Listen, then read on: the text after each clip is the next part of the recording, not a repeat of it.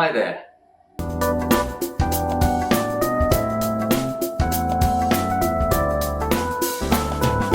Faster, you bastards! Hello there. I'm mckay, and welcome to the first of many a new show, hopefully. I'm not sure at the minute. It's going to be an interview kind of thing. And busting my cherry with that venture is author James Flynn. How are you, James? I'm very well. Thanks for having me. You're very welcome. Do you want to say anything about yourself as an author or YouTuber or anything like that, just to give people a general idea before we get going? My name is James Flynn. I'll describe myself as a horror writer. I write horror mainly. I also dabble in science fiction now and again as well. I've been writing for about 12 years or so. I self-publish my books. I'm not traditionally published. And I also have a YouTube channel, yes, where I review books.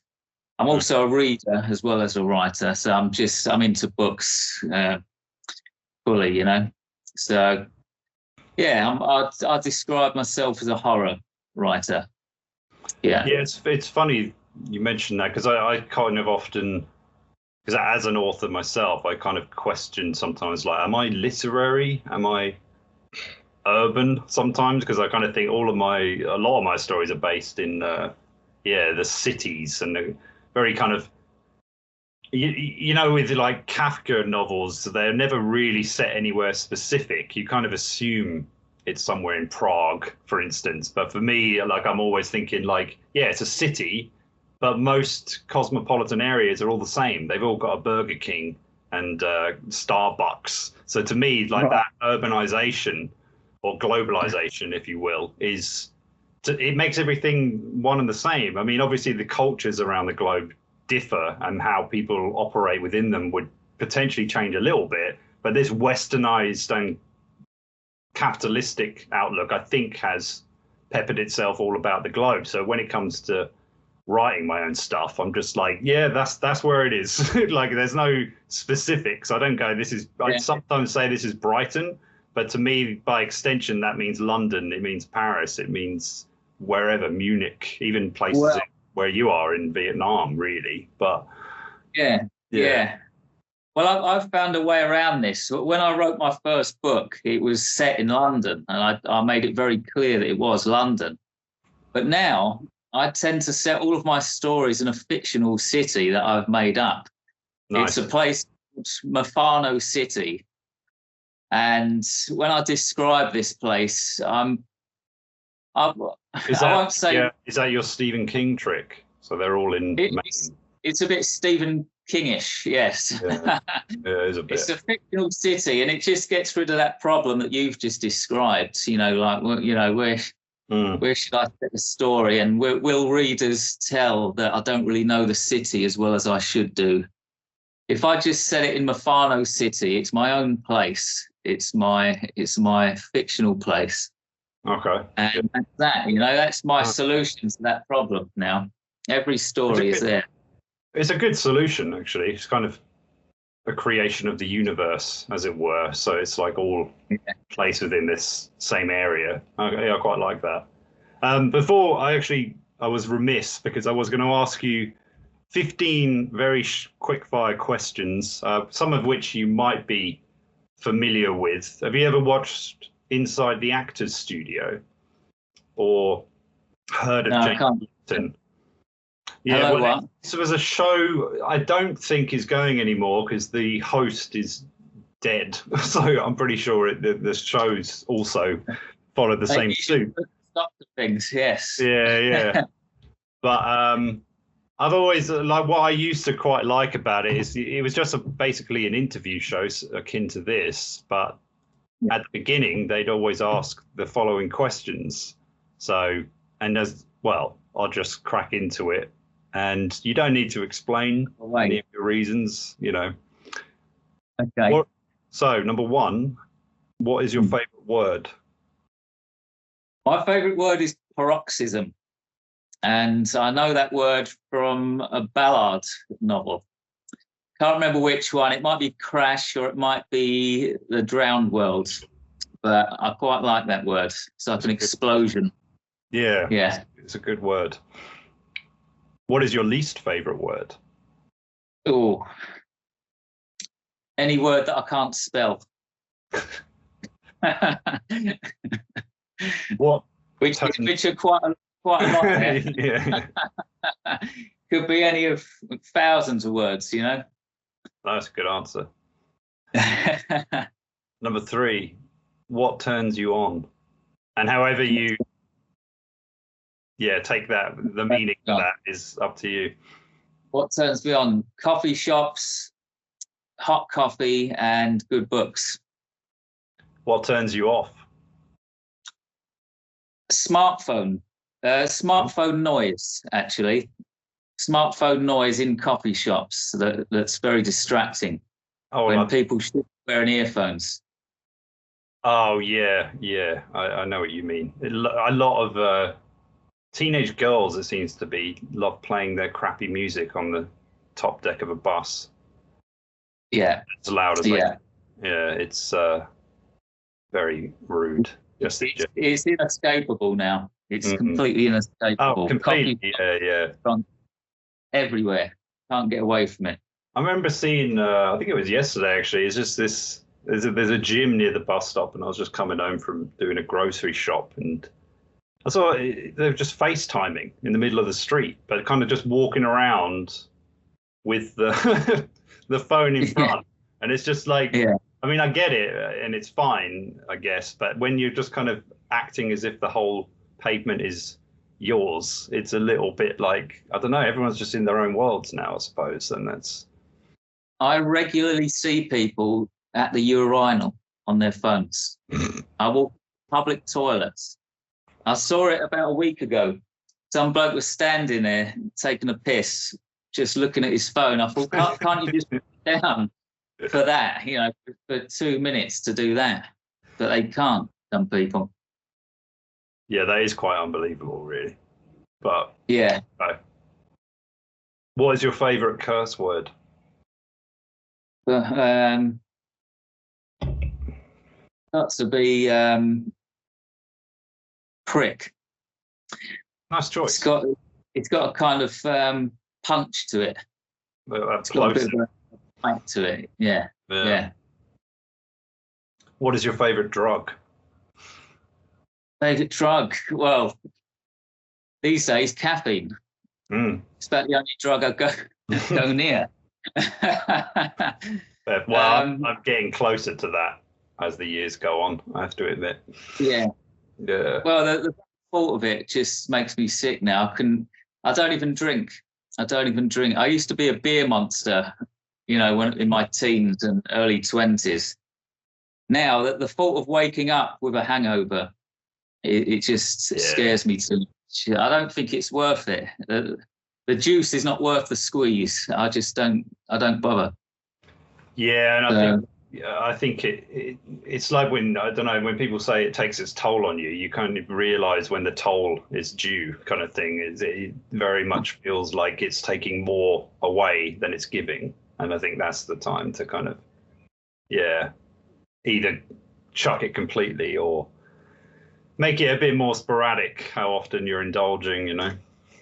Right. If you can do that, it's fine. If you can just have one and then stop there, it's okay. And I've thought about having the odd glass of red wine or Guinness. I used to like Guinness. Same. I like a Guinness. Yeah, I could probably do that these days. When I was younger, I couldn't stop at just one. It had to be about 7 or 8 beers. Yeah. That's probably the most difficult thing I find, actually, is getting that balance. It's like I can enjoy that first beer, usually like one of those big kind of 660 ml ones. So it's more like 2, I suppose. But then you always want more. And yet, I don't know, it's hard to just leave it alone once you get, you know. It's hard to walk away. Yeah, it sure is. What sound or noise do you love? Sound or noise? Sound or noise do I love? I like the sound of a nice gel pen on paper when I'm writing the first draft of a story. How about that? How's that for an answer? That's an answer. But I might know the answer to your next one. What sound or noise do you hate? Well, I've already answered this one, Gareth. You have. Yeah. Oh, look, TikTok. I hate the sound of TikTok. And I'm not talking about clocks. I wonder why that's why it's called TikTok. I think it is because TikTok's all about short videos, isn't it? So TikTok like a clock. The time's running out. Oh, yeah, I think it's just. I suppose it could be something to do with like a by association kind of thing. It's a way of passing the time, TikTok, like so, and yeah, your time is completely evaporated if you open it up. So I don't know. Once you enter its vortex, say goodbye to the next few hours, I guess. Even though really you should be looking at it for 5 minutes, you know. But well, say goodbye to the next 4 hours, but every video is only bloody 5 seconds long. Yeah, I've always puts you in a hunt.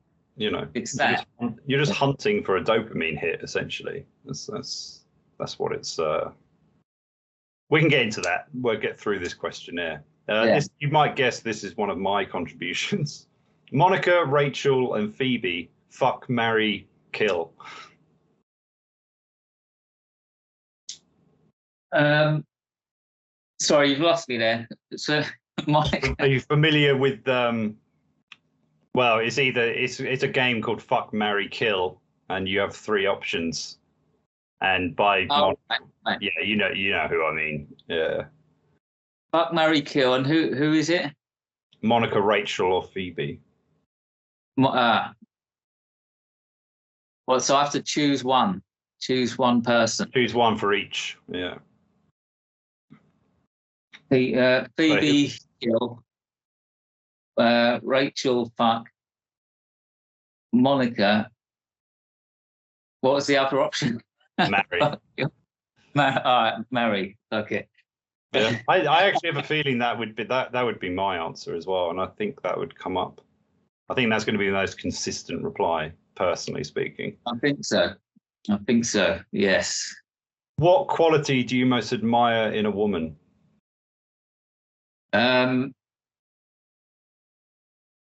The ability to not nag too much.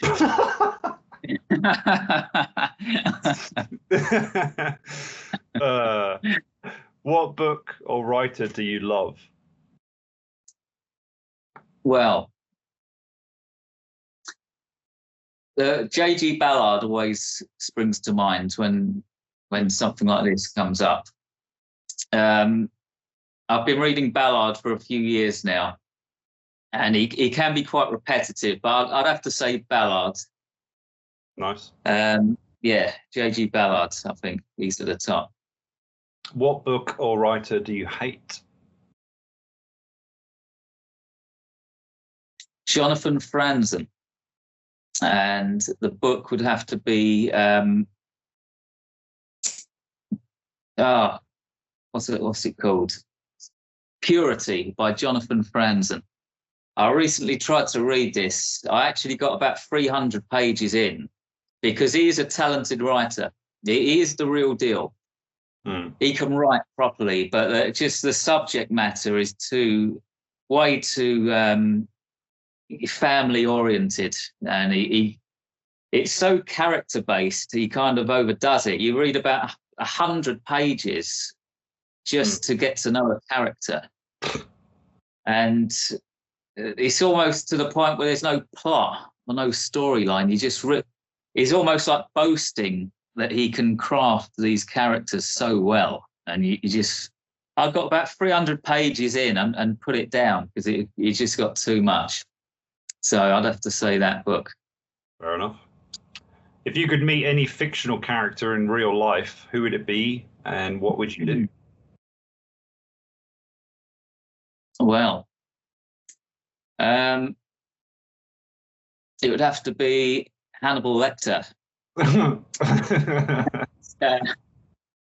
think I'd like to sit down and eat a steak with him. Would he be cooking out of interest? Well, I think I'd do the cooking just to be on the safe side, you know.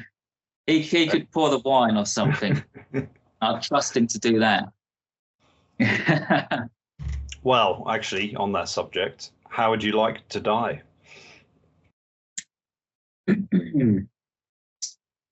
Got to be in my sleep. Yeah, it's a bit of a lame answer, but I don't know. It's whatever you want. What better way to die is there? You know, just pass away in your sleep, so you don't know anything. There is the theory that I think some philosopher came up with it, but it's like if you knew you were going to die in your sleep, then life would be pretty much worry-free, because it would be more akin to a dream, which maybe it already is in some ways. But yeah, if we all knew that it was just over, but we weren't conscious of it, but we could know that's how we're going to die. But being human beings, you'd think we'd be, you know, all insomniacs, fraught with worry 24/7. But let's assume that we just accept our fate in that regard.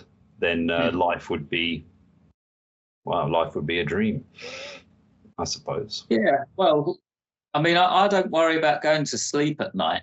And you could say that's a form of, it's not death, but you're not there. And I don't really worry about a general anesthetic.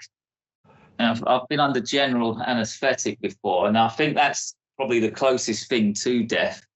You don't even dream during that. Yeah. All right. So the only real worry is how it's going to happen, isn't it? Yeah. So, yeah. And finally, if heaven exists, what would you like to hear God say when you arrive at the pearly gates? Sorry for being so absent. Do you accept my apology, James? Hear that? He might refuse you entry. You start giving him shit straight away. That's true. He might lock the gate. That's the end of the fire round of questions. Okay. Well, that was too bad. Yeah. Well, I mean, I suppose if we get into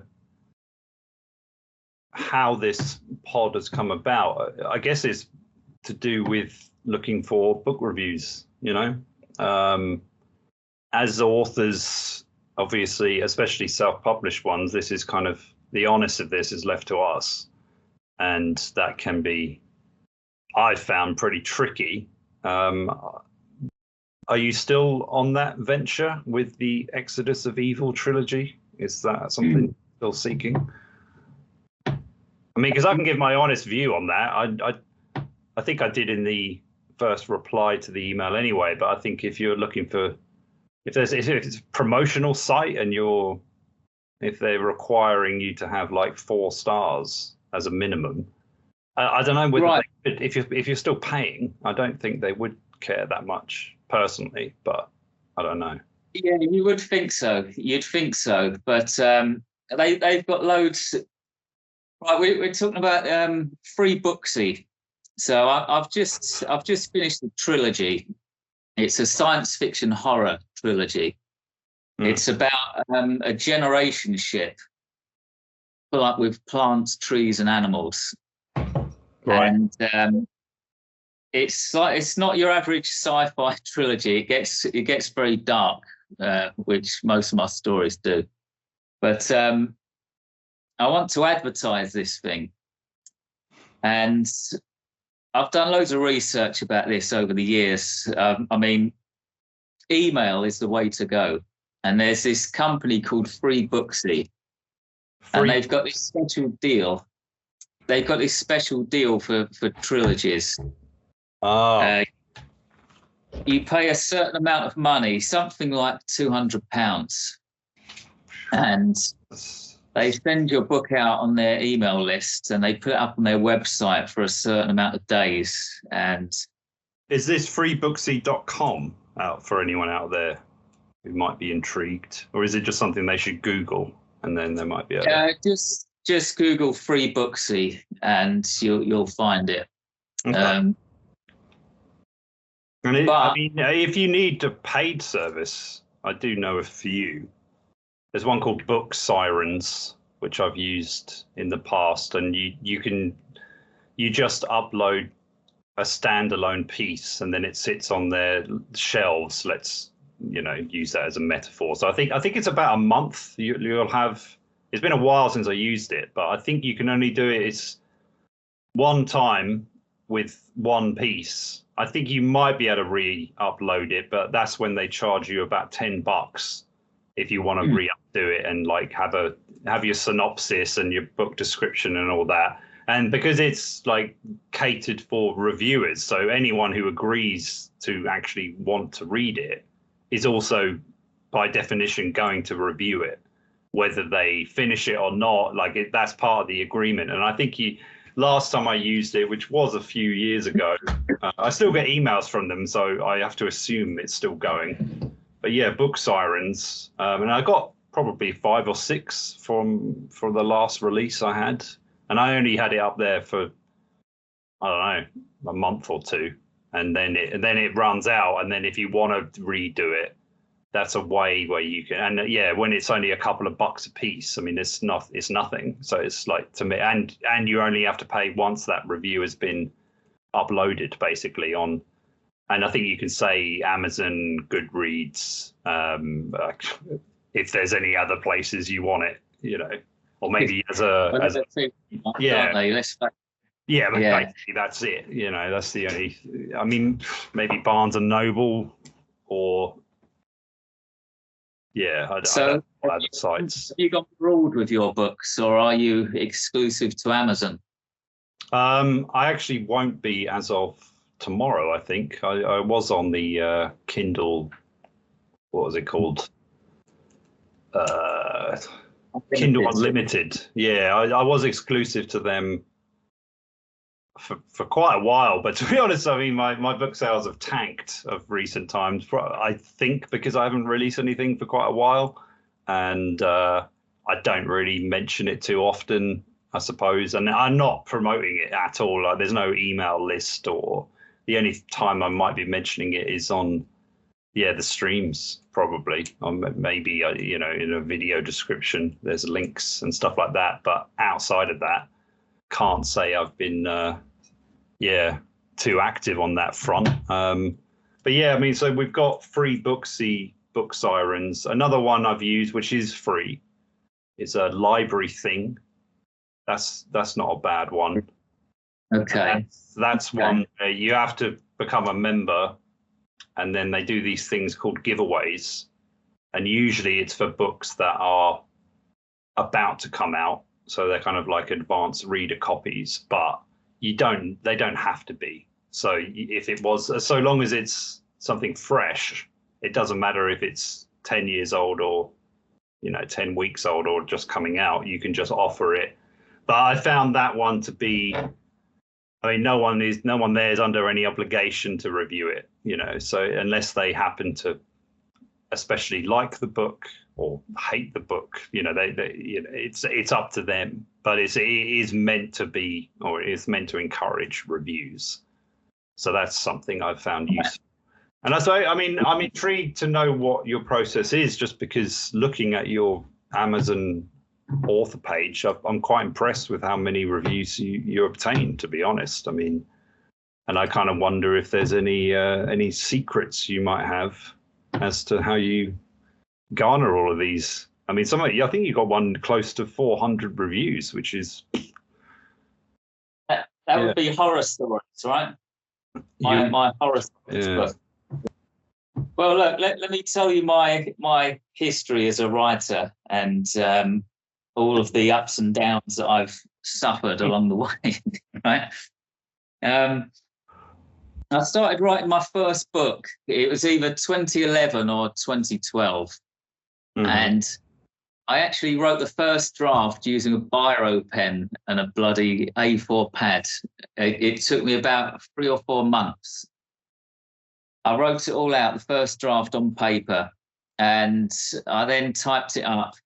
And I ended up editing this story about 7 times, right? I started about 2012 and I finished it. It took me 4 years. Like 2016, it was finally ready. I didn't know anything about book marketing or selling books. I'd always been a reader, but I'd never got involved in selling anything like that. So I made the classic mistake. I uploaded it onto Amazon. I pressed submit. I sat back and then I just waited for people to buy it. And I thought that would work, right? And obviously nothing happened. Nothing happened at all. How did you go about, did you format it and do the cover and everything yourself? No, even what I actually paid an editor from Amazon who was working for Amazon to edit the thing. I paid a few £100 for that. And I paid somebody else at Amazon to design a book cover for it as well. So I spent a good few £100 as well putting it on Amazon. I didn't even know that Amazon offered these things. I don't know. Do they still offer this? I've never heard of it. Yeah. This was back when it was. Now you've got KDP, haven't you? If you upload to Amazon, it's KDP, but it used to be something else.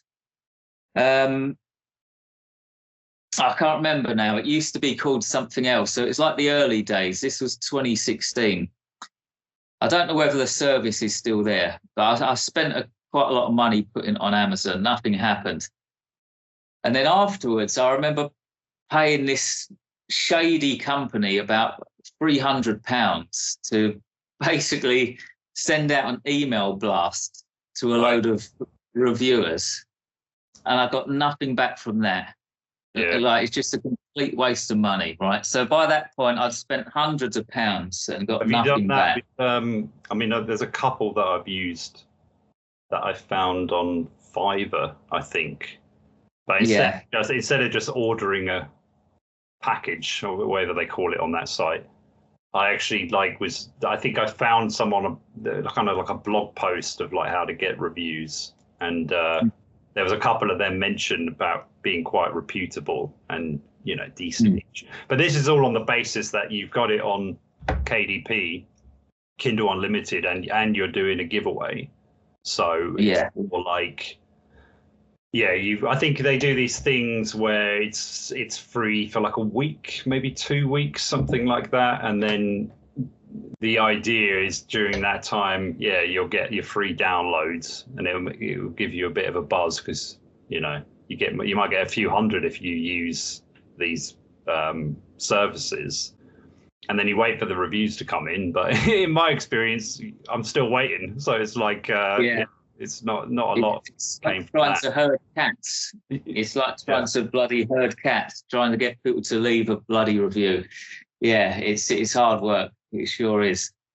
So I paid this bloody company. They sent an email. I think that was all they did. So basically, con artists, really. Yeah. But from there, I actually moved on to a company called Unbound. I think they're still going. Okay. They're a publishing company, but they work on a kind of crowdfunding model. Right. So the idea is, as an author, you build a profile on their website and you go out there and crowdfund, which is basically asking people for donations, really. You go out there and crowdfund your book and you try to raise £4,000. And if you manage to get £4,000, they then accept your book, they design the cover, they edit it, and they publish it like a publishing company would. But the money comes from you crowdfunding it. I tried that and it just wasn't for me. Sounds a bit like, maybe I'm wrong in this assertion, but sounds a little bit like a Ponzi scheme, although they're making you cough up the dollar and then they print it, because if they're only printing it on that basis, you know, there's an episode of the Peep Show. You ever see that one when Mark writes his like historical piece and he thinks that he's found a publisher, but then the publisher is a vanity publisher basically. So they start asking him for 2-3 grand to get it started because they're a small publisher and all this stuff, and then they misspell his name on the printout, and it's basically he's just like lost the plot basically, and did not realize that he's just pissed away his savings into a project that But I mean, this is slightly different because if you're just looking for funding, then it's obviously other people's money going into it. But this is more legit. I've actually been contacted by a vanity publisher, and they played a little trick. I mean, the whole thing is a big trick anyway. But I sent my manuscript to them, not knowing that they were a vanity press. And when they called me up on WhatsApp, and they said, "Oh, right, you're James Flynn, right? And the last line of your novel is blah blah blah." Giving off the impression that they'd actually read. They've just finished. Finished it. Right? Best book I've ever read. How do you do it, James? How do you do it? They're dodgy. Don't go near them. But I think Unbound is different. It sounds dodgy, but it's actually legit. But I wasn't comfortable going around asking family and friends for donations, and then. Well, I think a lot of people have some trepidation about using anything that's a paid service, but I think there are legitimate ones. The Book Sirens one is actually fine. I mean, they've got a whole FAQ on basically saying Amazon are fine with it all. I mean, admittedly, they could just, put that up on a web page and I'd be none the wiser as to how legitimate it is. But I've never had any issues from it. And I mean, a lot of people also had issue with Amazon just randomly deleting vids. I mean, I've had that. Also, I mean, I get that on my YouTube and on Amazon, so it's a bit tricky at times. But then I think also when people get rid of their accounts, then everything that's associated with it goes as well. So it's little things like that. It can be a bit. Difficult, I suppose. I know on Goodreads that people can change their reviews if they want. So you fall out with a couple of people, and then it's either deleted or suddenly you've got a 1-star review instead of a 5-star one. Things like that. Yeah. That's how dodgy I think Goodreads is, because it doesn't hold people accountable for what they say at all. But that's Amazon, isn't it? Goodreads is own. I mean, it's only until maybe it was more recent than I noticed, but I do see now that when you're on Amazon, it also tells you the Goodreads rating. I think I even saw that on one of your books. I think it does. It does. It gives you the Goodreads ratings and the Amazon ones. But I suppose where I've been impressed is you've got a lot of Amazon reviews more than Goodreads, and from my experience, it's usually the other way around. So I guess I'm intrigued. Is it? Are you saying it's more experience and just years of grinding, basically, of realizing how to get these reviews? Right. Is there a special formula? Let's continue then. So Unbound, that didn't work for me. I wasn't going to ask donations. After that, I basically gave up. I thought, sod this, it's too hard. I saw how hard it is, and I just kind of walked away from it for about a year. But I still wanted to write. I still had a love for it. I still wanted to write stories, and I just couldn't quite stay away from it.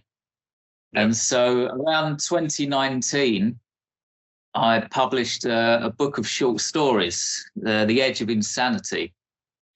And I thought I was looking for different approaches, and I actually paid this American man about £40 a month to do my Amazon ads for me. Okay. And I was logging into KDP first few weeks, and I was seeing sales of 100 copies. I was making sales at last. I thought, this is good, And I was paying this man for a whole year. But then after a year, I logged into my bank. I looked at my bank statement, and I added up all of the money going out and the money coming in. And I worked out that I'd actually lost £1,000. over the course of a year. So those, okay, back to the drawing board. View per clicks or whatever, or cost per click, CPC. That's where it got you. All that nonsense. I mean, well, that's the thing. It's funny because you put it up on Amazon are publishing it, but then as soon as it's out there, Amazon come along and go, you need some adverts for those books you got out there, son. Less than when we come in, you got to pay for those ads. And then I've always thought, like, you make fuck all on a book anyway, really. It's like, I think in terms of like the energy exerted and effort put in to putting a whole manuscript together, and especially as someone self-published, because it's like, I've never hired an editor, and some might say that's evident, but I think if you're doing it off your own back and you want it to be out there, you've got to learn how to do the whole process. And of course, I do think people need editors. That's not something I'd debate. But I also kind of think you don't need one if this is your venture. You know, if this is what you're doing on your own back, then you should just edit it yourself, perfect it as much as you can. There's loads of techniques to do that, blah, blah, blah. But yeah, I don't know. I just find it, I think I lost my train of thought there, but. Well, if you compare it to like a job where you get an hourly rate, that's where I was. Yeah, exactly. And even in any artistic realm, so it's like you put, you know, a musician puts, you know, a bunch of songs together into an album. Admittedly, music nowadays is worthless as well because of Spotify and whatnot. But when I think of like the years I put into, you know, my first novel of Fubar, and then I look at like the return of that. I just look at, and I just mean on a single sale, it's like you're getting like, because Amazon are already taking a cut, I think, of 30%. And that's on top of like, if you're doing ads as well, isn't it? Yeah, depending on how much you charge at it. But if it's like $3.99, $4.99, I mean, you're and this, if it's in dollars, then it's after the conversion you get about £2.60, £2.70, something like that. So to getting hundreds of sales is great, but it's almost like you have to do everything at a loss at the beginning. Yeah. I mean, it sounds like the ads were working, but where a lot of people online will tell you is like, that's why you need to have the best cover anyone's ever seen. And the book for about $500. Yeah, exactly. Everyone out there is a schemer, basically. It's a very it's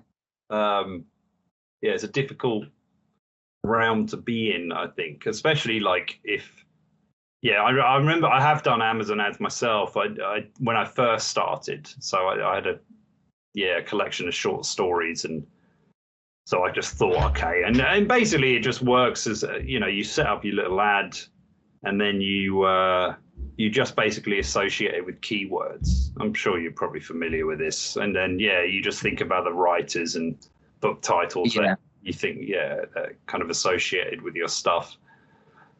But to compete with everyone else out there, good luck to you. Because now I think the last time I looked at Amazon ads, I was, you're looking at nearly £1 per click.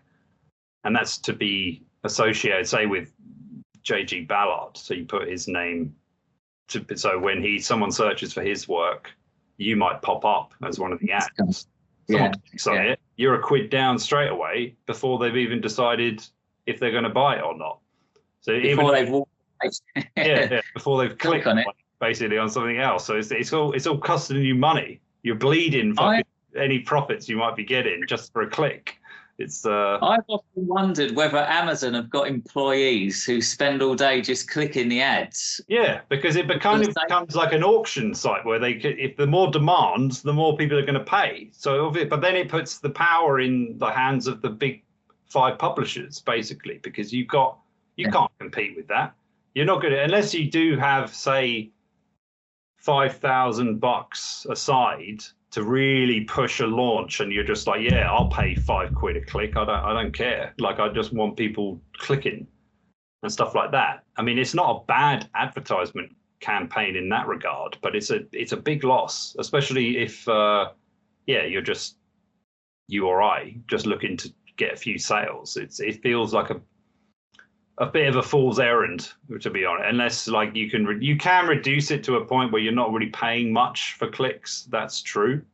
But at the same time, if you're looking to try and actually get a whole boost of sales, I would advise against it, or to go into it with an air of caution and to only really look for very niche types of associated writers, let's say, because those clicks will only cost a few pennies because no one's heard of them. But if you put Stephen King, he's probably the prime real estate of clickable names, you know. And that's you'll get the clicks, but you might end up spending like $50 for 5 clicks, and you end up making 6 or whatever. And it's just like, you know, it's not sustainable in the long run unless you're already rich, you know. I think the general consensus now is that about 10 years ago, if you knew how to do Amazon ads properly, you could do well. You could do it. But nowadays it's become too oversaturated. And after I've finished paying this bloke to do it, I had to go myself. But after copying and pasting bloody keywords for about 2 hours, I thought, you know, it's just not me. I didn't enjoy it at all. Yeah, I think I got to the end of many a week, and I'm just thinking, like, I'm spending all my time fucking doing bullshit. Like, I'm just like trying to flog my book all the time, and I've got no time to actually write and to think of like a new story. So it's like that's the perils of doing self-publishing, which has made me tempted to just try and get a publisher or a a literary agent, maybe, to someone else to do all this bullshit for you. Because it's almost like a footballer spending most of their time advertising that they're a footballer instead of actually working on their game, you know. So they're out there trying to, you know, write letters to potential agents or scouts. It's just like, come and watch me play. I'm really good. Trust me. And then of course then they're not working on their fitness or their game or their physicality. None of it. Or they are, but it's only part time. And then you think this isn't how writers did it in the past, you know, or even. Ballard didn't have to put up with this. I bet he didn't have to sit there doing bloody Amazon ads. I think we could get onto like the traditional route, or why is there a reason? Because I remember like one of the rejection letters he got basically told him he was a sick man who needed a lot of help and he was a pervert. And I think that was for Crash. I think. I bet. Wouldn't surprise me if it was, but yeah, and he's just saying you're a deeply troubled individual. And all this kind of stuff.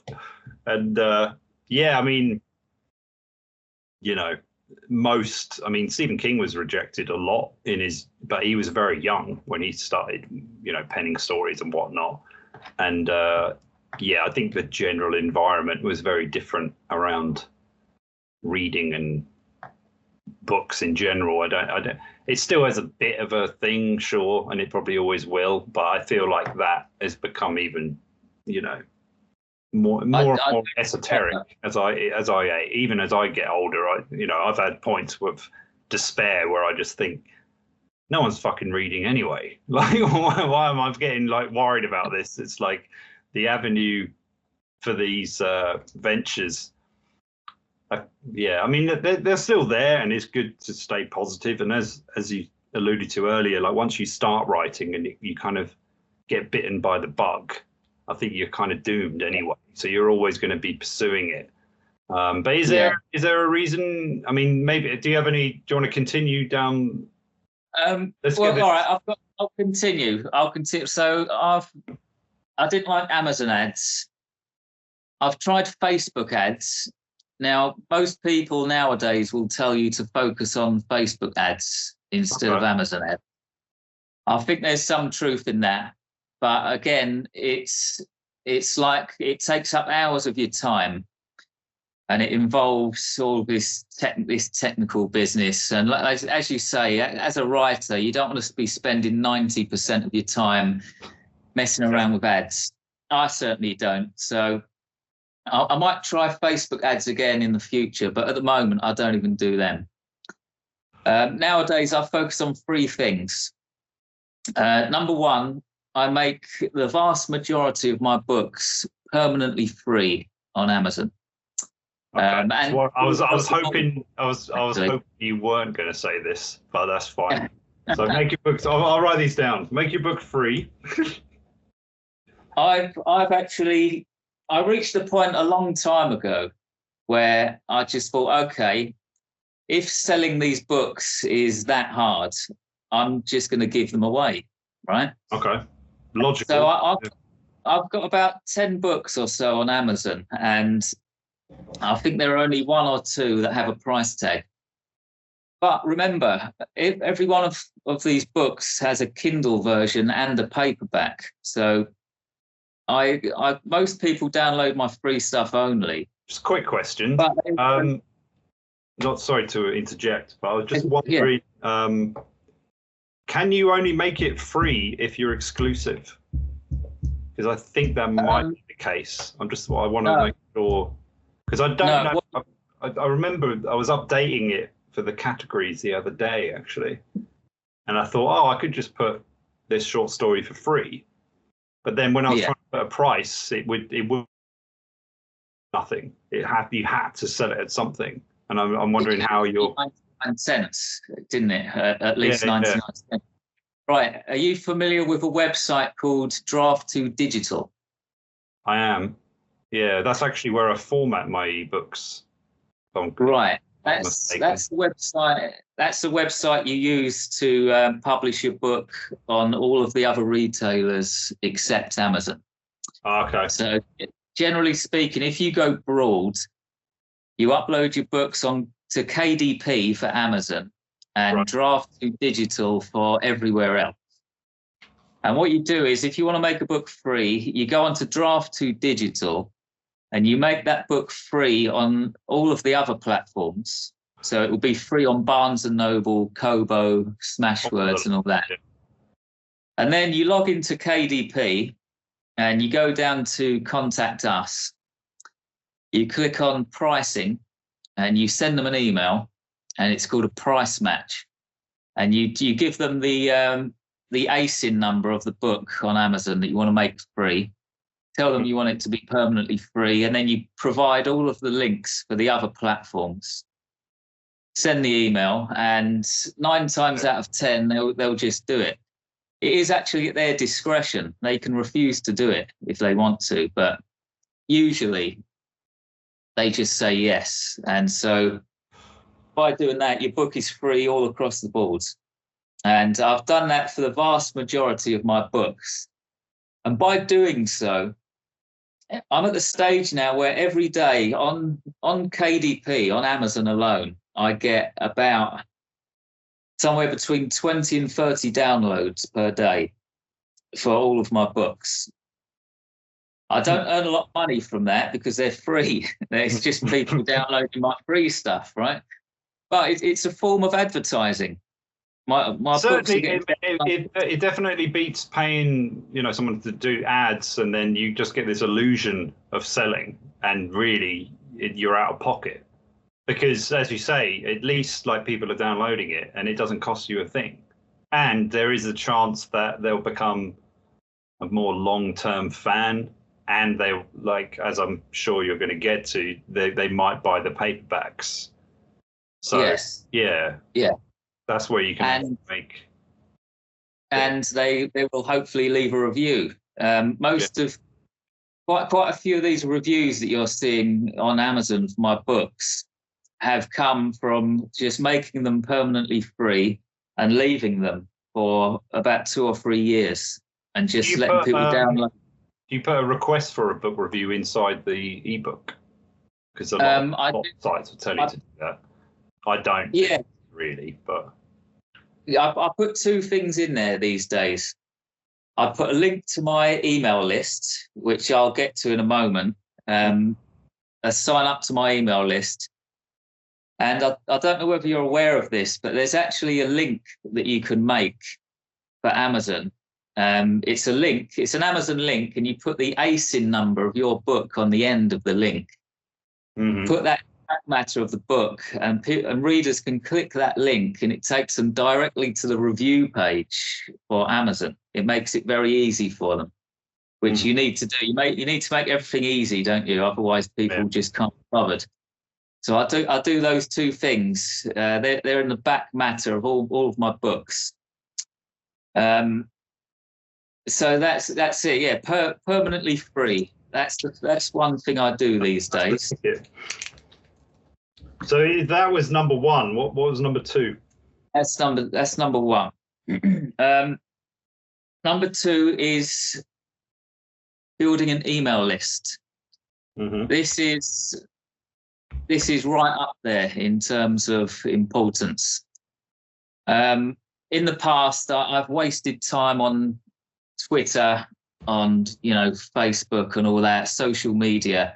Yep. It was a complete waste of time. The whole time, what I should have been doing is building an email list, because that is 10 times more valuable than. I mean, look, if you've got 10,000 followers on Twitter and you've got 10,000 subscribers on your email list, and you put a post out on Twitter and you send an email, on Twitter, you'll get about a 1% click rate. But on your email list, with the same number of subscribers, you'll get about a 5% click rate, which is still very low, but it's better. So I really focus on my email list these days. It's still not that big. I'm still trying to build it. But I'm a big fan of a website called Story Origin. Have you heard of this? It's been around. It does. It sounds familiar, actually, but I can't say I would know what to say about it, to be honest. Go on. It's called Story Origin. It costs about £100 per year. And what it is, it's basically a place where writers get together and we say, right, I'll include your book on my email newsletter. I'll put an advert for your book on my email if you do the same for me. And so it's of getting your book out there to more inboxes. But it's also more than that, because you create something called a reader magnet. And so when you give your book to somebody else and they put it on their newsletter, when somebody clicks on it, you actually get their email address as well. So it's a way of building your email list as you have to be somewhat. You have to be in any way cautious of this, because of the data laws. I think are kind of a bit tight these days. So if you obtain the email, do you have to still get their subscription? Like, if you know what I mean. Yeah.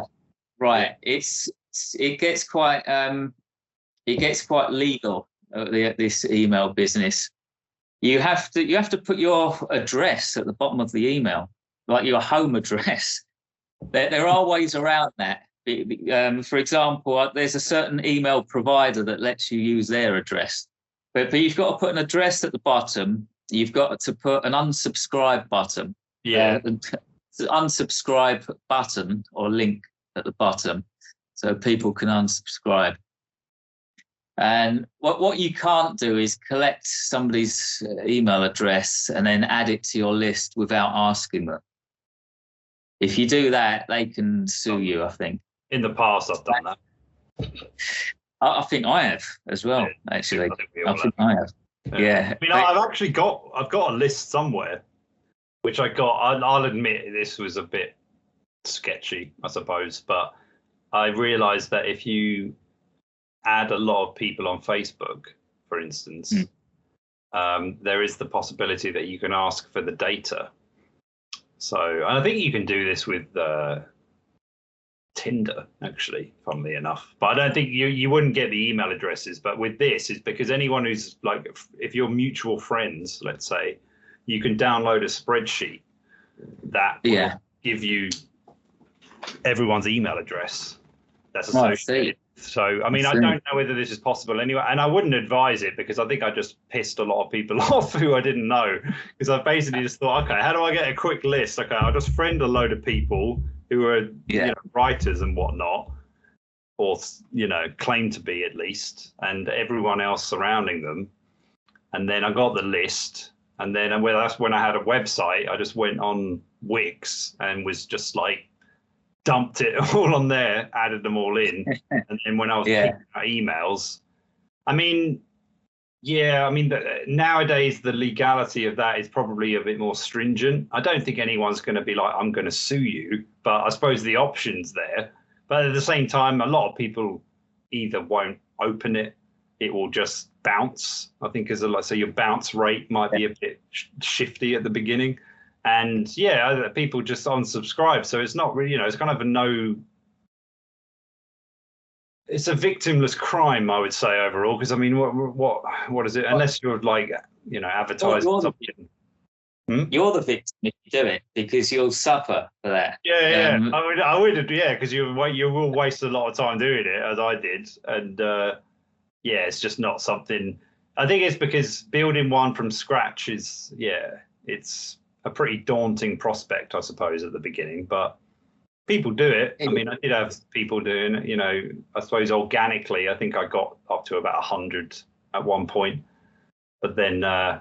I'm always looking for something where I just basically don't have to keep paying for, like, say, a website, because I think that's a con in itself when you have to pay, hosting service or whatever. The hosting I don't mind because that's cheap, but the web providers are a bit cheeky, I think, in terms of how much they charge and what you get from it. I mean, it's all right if you get money from ads, maybe, but that means you need a lot of traffic to your site.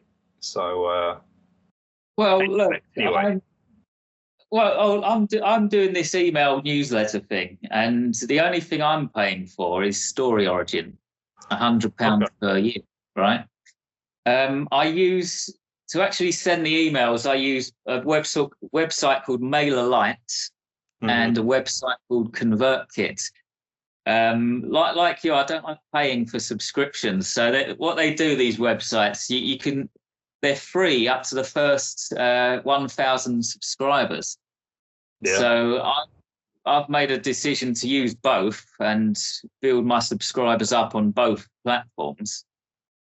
And until I get over 1,000 subscribers on both, I'm not going to pay anything. So I'm using both of those websites. I basically treat it as a mini magazine that I send out every 2 weeks. It's a fortnightly thing. Every 2 weeks, I type out a newsletter. I put a lot of effort into it. It's not just a quick 5-minute thing. I take it seriously. I've built up a few subscribers now, and I do newsletter swaps via Story Origin. And it's hard to gauge how effective this is, but I think if you ask most people these days, they would say build your email list. That's number one. That's at the top. So right, perma-free on Amazon, email list, and number 3 is YouTube. I put effort into YouTube. Now, how effective this is very debatable, but I agree. It's debatable. If your plan is to make videos saying, look at my book, here's my book, download it, the link is below, it's not going to work. But I think YouTube is quite good for building a community or building some kind of fan base or getting people to know who you are. As don't be spammy, but just you can establish yourself as a kind of book reviewer / writer. And in my opinion, I make a video about once every 2 weeks. I send out a newsletter every 2 weeks, and I make most of my books free. And that is basically it. You promote your YouTube on these newsletters as well? Yeah, occasionally. It's a constant struggle to keep thinking of things to write about, because I send out an email every 2 weeks. So I've got to keep thinking of new things. So yeah, if I make a new video, I might turn it into a newsletter and write about that. Provide the link to the video. One of my new things is a bit of a mad thing that because I'm currently putting together a short story collection. One of the well, there will be two of the stories in there. Will actually also be videos that are going to be on my channel, which so there's going to be like, it's a little bit meta, this whole thing. I don't know, maybe I'm losing my fucking marbles. I'm not sure. But basically, yeah, the video I made about being 38 and never having a girlfriend, and it's just this weird confession kind of thing. Really, yeah. So it's a bit. I mean, to me, it was so obviously satire that I felt like I didn't need to say anything. Apparently, other people beg to differ, but whatever. I think we're in a post-truth era now, so it doesn't matter what people think of it. But yeah, there's a story that is. It uses some of the elements that are in that video, but it's also like a different perspective on it. So it's got, I would say, a more mature voice in the particular story. But yeah, you'll see linkages between it. And I'm going to do little things. So with the ebook, there'll be a link to the video just there, just for no real reason. The little weird things like this. Because the book itself has got, there's a mixture of stories in there, but most of them are still pretty, G.C. mckay-esque, I suppose. And I'm currently working on one that is about an obsessive poet, let's say, and there will be a video that I'm going to put out. I'm planning to do it so it's going to be in line with the release of the book. So there'll be, it's kind of like, I guess it's a form of NLP in a sense, where if people see the titles of these short stories, then they might just click, like, hasn't he got a video on that as well? like, and then I'm hoping to generate more interest in it with these kind of almost like adverts within adverts kind of thing. And and it's a little bit quirky, it's a little bit weird, and I don't really know. I mean, I'm not hoping for anything like dramatic to happen because of it, but it's a little bit like, because I think a lot of these stories actually have been influenced by the past few years of being online a lot and of doing streaming, doing YouTube, of doing podcasts and things like that. So there's definitely a commentary on that, and which might mean that I need to get out more and actually live, because it's like a lot of the stories are just about someone behind a desk fucking writing, and like it's just told in this transcript kind of fashion and things like that. So it's a bit odd. But then I kind of think we are in an odd time, so I'm kind of trying to make an observation of that, I suppose, and make stories out of it, because I think there's potentially room for different avenues to go down. I mean, rather than an email list, I would like to put together like kind of like a Zine mag, something like that, where it would be potentially to buy as a book, but it would be more like magazine kind of in the style of can't think of the names now, but these like kind of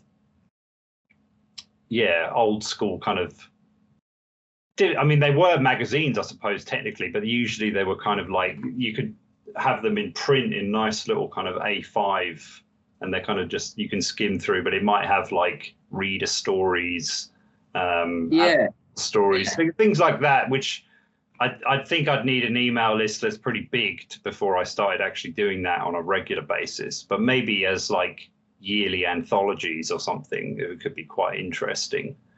And just things like that. So I think YouTube is almost an essential these days, especially if you are looking to do self-publishing, which I think it takes some balls to self-publish in general, because it's a very thankless endeavor. Like, it's not something, because you're constantly in a battle to get people to not only read your stuff, but also take it seriously, also review it, also like mention it to people they know and things like that. And that, I mean, I've been tempted to make things perma-free.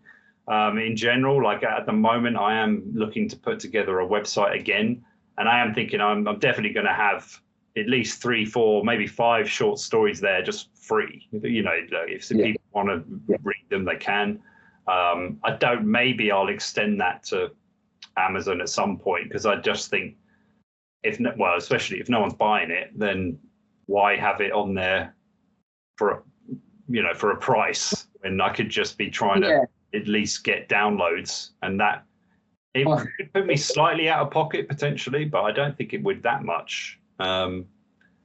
Actually, on that, do you have audiobooks as well, or is that something you? I've got one.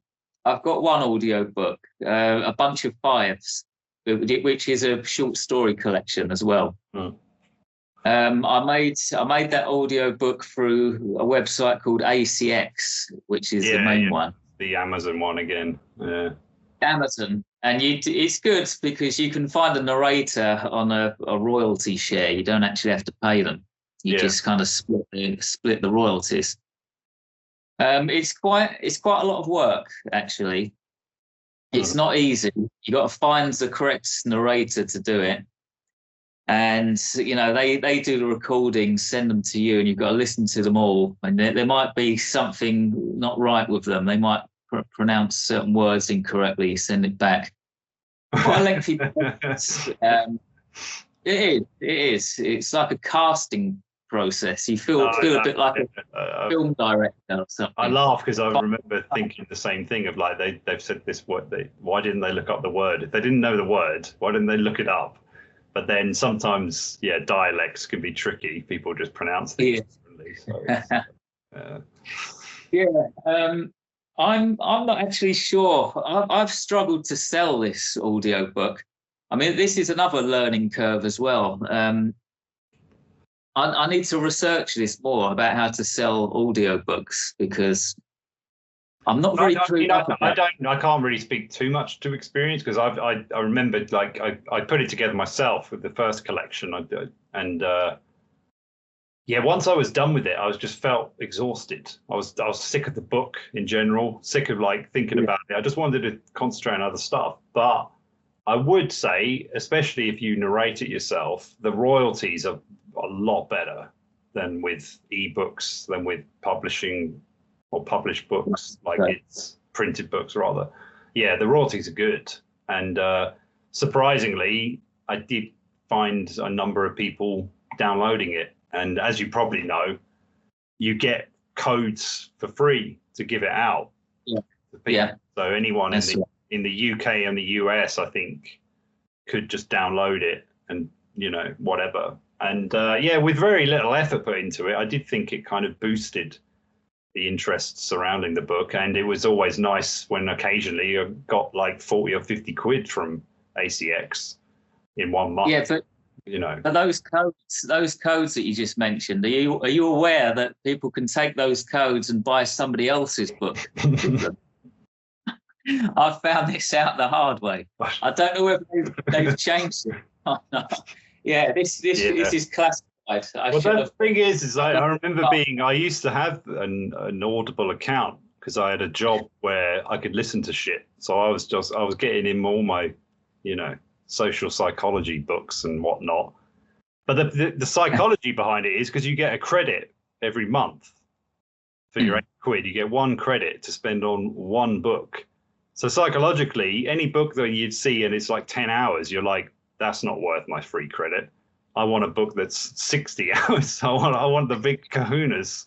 So it's like, if you've only got your own short pieces on there, you're kind of shooting yourself in the foot, it feels like, because you imagine most people, I mean, maybe I'm wrong, but I think psychologically you think, well, you want the bigger thing for your buck, so you always go for something that's going to have a bit more longevity, which I guess is, maybe in the long run you could do a box set of your own pieces, and that's the way like you could offer that. But well, anyway, if I do offer codes in the future, if you fucking download someone else's book, I'm going to come and find you. Well, I've given away about 50 codes and I've only got about 7 reviews for my audiobook. So what does that tell you? It's not a terrible, percentage, to be honest. Like when we talk about, how many people are opening the emails, 7 out of 50, not great, admittedly, but that is still 14%.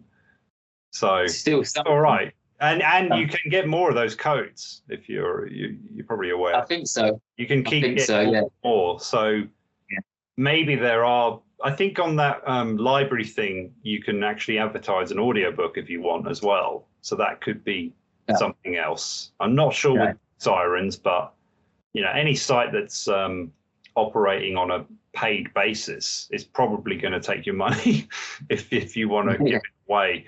And I suppose with an email list, you could use it as a kind of giveaway or something like that. Yeah. Where you're saying, like, I've got yeah, I was talking about that free Booksy earlier. If you're going to go down the email route, because what you're basically doing with them is paying money to get put on their email list. To be honest, now that you've mentioned it, I'm wondering if this is the site that kicked me off. Because I know there was one. Well, they didn't quite kick me off. No, it's a different one. But there was one when I was advertising Heather. I made a bunch of fake covers trying to pretend it was like romantic erotica, basically, on there, and I put it on because I know there's a lot of readers of romance and romance erotica. Yeah, the romance sells. So I was like, here's your romance.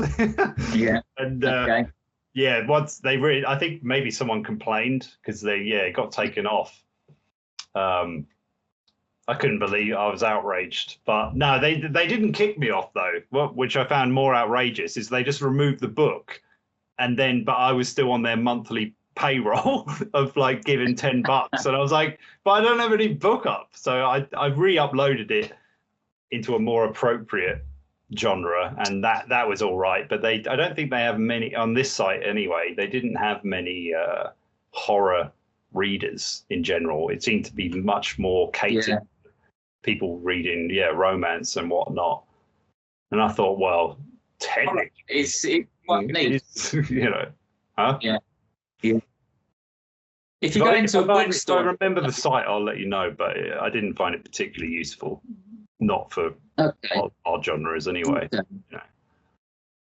Well, I would recommend looking at a company called Written Word Media, and heard of it. Free Booksy is part of Written Word Media. They've got Free Booksy, Bargain Booksy, and a load of these other ones, and they're basically different email lists that you can pay to go on. And it's all part of Written Word Media. It's worth the money. I paid when I released Exodus of Evil Book 1, this trilogy. I paid about £50 to go on this free Booksy, because Book 1 is free, and I got about 1,000 downloads on Amazon, like one day. Decent going. And I got about 7 reviews as well in a week, but unfortunately most of them are bloody 1-star and 2-star reviews because people were offended by the book. I kind of made a mistake. I think you get that more now. I remember when my YouTube was like, for those unfamiliar, I was reviewing books originally.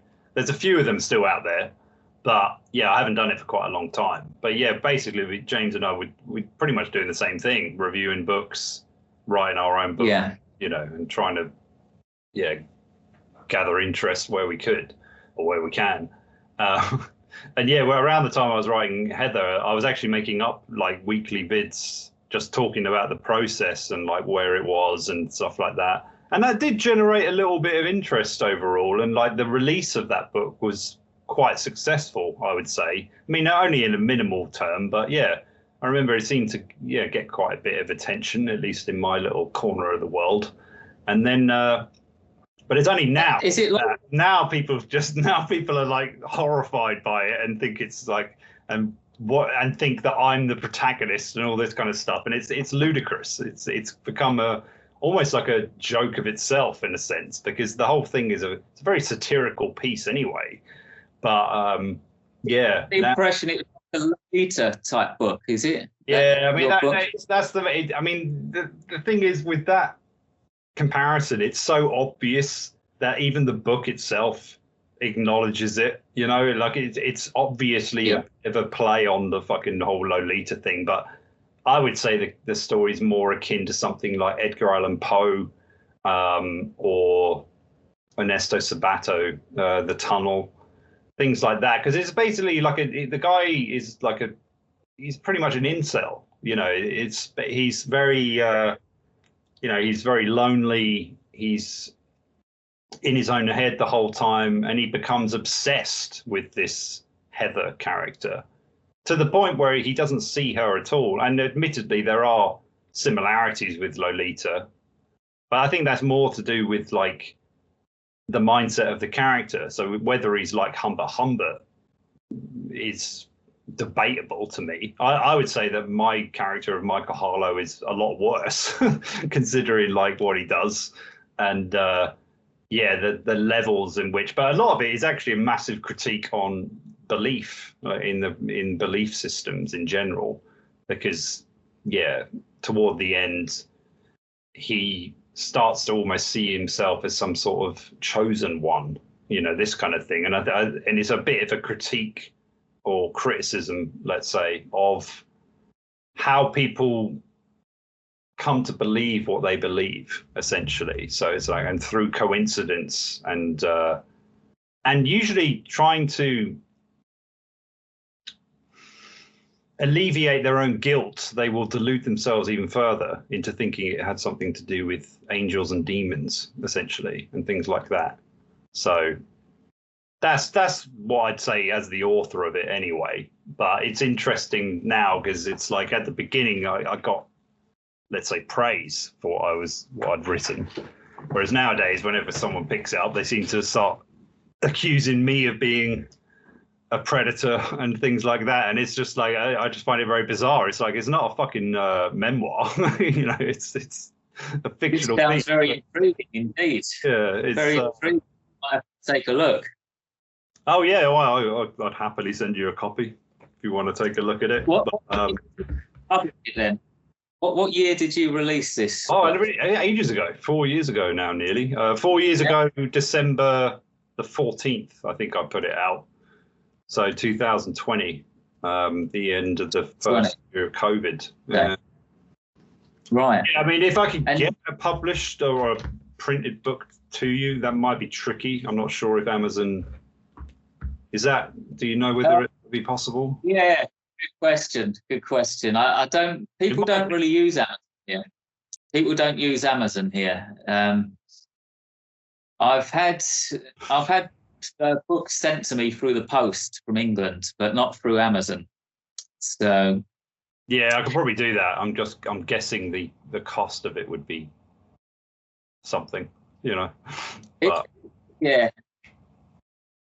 But no, how much was I could get that arranged. I'm actually going to do a new cover for it, so when that's available.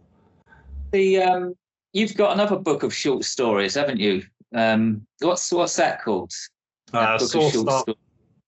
Sourced Up, I just reference it as nowadays. It's Sourced Up, Scarred and at Sleaze was that's the title, which is a bit of a mouthful, I have to say. I kind of think I should have just called it Sourced Up. But yeah, that was the book I originally came out with, and that's a group of short stories. I read the example, I think. Oh yeah. I think I'm reading a bit, and it was about a man who met an older woman in a bar or something, and took her back home. I think I read the inside bit. Something Borrowed, Something Blue is the title of that one. Actually, I still, when you look back on your stuff and some things you kind of think, not sure on that one, could have done a better job. But then there's other ones that you look at it and think, actually, yeah, I think I did quite well with that. It's quite decent.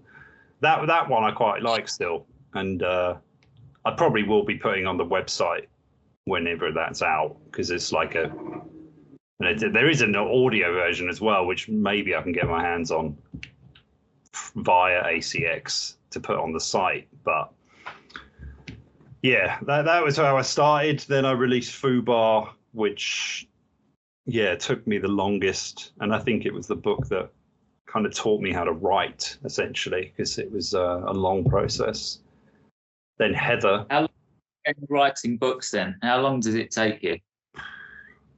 It really, I don't know how to answer anymore. I suppose, because with Heather, I set a deadline for it straight away. I was like, okay, I've started this in June, maybe May, and I said I'm going to put it out at the end of the year.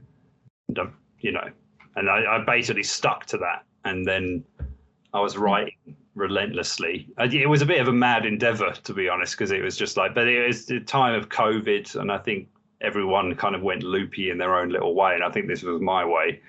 And well, especially given the subject matter, but I was working on it pretty relentlessly, like every day, and I was also making a vid on it once a week, just talking about it. And right, it was an interesting experiment. The one I'm currently on, I couldn't really tell you because it's one story in there was one I wrote before Heather. And the rest of them I wrote after it, with some of them that came out 2021. So that, good few years ago now, but that's only about 3 of them, I think, maybe 4. And as for the rest of them, they've been recent. So yeah, there was one I need this to. one going to be called? What's the title? It's called Left on Red as the collection. Left on Red. Yeah. Left on Red. Yeah. Okay. And is it going to be 5 stories or 10? Can't really say at the minute because I'm undecided as to. It's at least 10. It might come to 14. Maybe. Oh wow. Maybe, but I'm not sure because I'm going to get to the. I'm planning on releasing this on September 11th of this year. Just because I'm a prick, basically. But yeah, if it doesn't work out that way, I will release it this year at some point. So it might be December. Who knows? Maybe I'll try and get some Christmas sales or whatever. But yeah, it's I'd say it's at about 60-70% probably done, because most of the stories, it's quite nice because I'm looking through it and going, that one's done, that's done, half done. Yeah. Not started. Yeah. Half done. Yeah. So there's one in there that I have yet to begin, but I think the rest of them are either in the first draft stage or they're nearly finished. And it's going along well. I'm enjoying it. I'm enjoying putting it together. It's fun. So do you finish a story before moving on to the next one, or have you got about 2 or 3 on the go at the same time? It's interesting you asked that because that's when I was trying to calculate how long it takes me to write something now. It's just like I usually end up abandoning stuff and then I come back to it 6 months later or something. Sometimes even longer. So I do have a number of what was supposed to be novellas. I've got about 3 or 4 that I haven't looked at for quite a while, but I consider that still something that is in the pipeline. There's even a weird. Have you ever heard of Blinkist? It's like a summary. I've heard Like, of it. just because I'm disgusted by it, so I've written, or I'm gonna write a Blinkist version of the book that's going to come out after Left on Red. So it's like a Blinkist version, basically telling you what happens in it. Because I'm kind of like doing that to the whole process, because I just think it's ridiculous that there's an app that's basically making people think like, oh yeah, I've read 48 Laws of Power. Here's 3 talking points just to show like, oh yeah, I'm familiar with that. Books, right? It summarizes books, so you just get the gist of it. Just get the gist. So you don't read it. Yeah. Like watching a movie trailer and thinking that you've watched the film, basically. So I'm just like, I'm going to write it. And I might write a Blinkist. I'm not sure what's going to be in that, but it was really like, it's satirical as hell, basically. This modern world that we're in, where it's so a summary of something is as good as the story itself. So it's a bit of a weird, like a TikTok version of reading a book. Yeah, essentially. And I might make it so that the whole summary is complete nonsense. So it's almost like AI put it together, and it's just made a lot of assumptions and just garnered the information from a whole series of webs, and then it's like telling you, oh yeah, this is written by, maybe I'll even misspell my name or something like that, just to be so I mean I'll let you know when it's done. if you're intrigued. Let me know. I'm quite a fan of short stories. Most other people aren't, by the looks of it. I think most people like reading series. Yeah, they do. A good marketing strategy is to split a book up into a 3-part trilogy. Yeah. I think make the first book free and then charge money for the episodes. I've joked in the past that when an author does that, when they make the first book free and then they charge for the next ones, it's the equivalent of a drug dealer giving somebody the first bag of heroin for free. Yeah. It's the sample. Yeah, it's like a free sample. Apparently it works. So basically, you're a pimp trying to make prostitutes out of your readers. I think that's what that's the conclusion we're coming to. You're basically a literary drug dealer. Trying to get people hooked. Hooked on your product.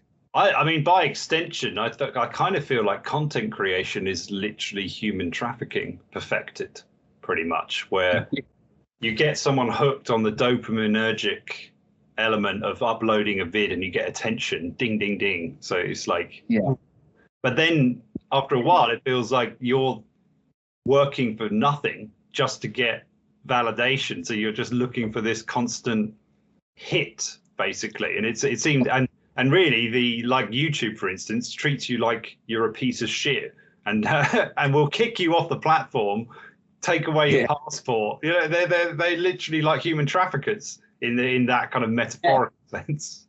Now that you mention it. Which is, I mean, I get that it's a pretty extreme way of viewing it, but it kind of feels like, and look at what they've made everything content. It's not art anymore. It's content. It's just like, I don't know, reduced of all nuance and mystique. It's just clicks, thumbnail, views, validation via, stats, basically. But I mean, anyone who does venture into it or who wants to use YouTube as something to promote, it is a good thing. I mean, I don't knock it for that, but I would be wary of getting sucked into it. That's the only thing, because it knows what it's doing. Every time you log in, it's telling you how many subs you got, how many views you got on your last vid. Your last vid didn't perform so well. So it's hard not to have that get in your head a little bit, I've found. Especially, I would say, don't rely on it. Don't rely on YouTube. Just use it as a something on the side to get to build. That's how I view it. No, it's the best way to do it. And if you do happen to get quite a following from it, it's luck, basically. From my viewpoint of it, I mean, if you persevere.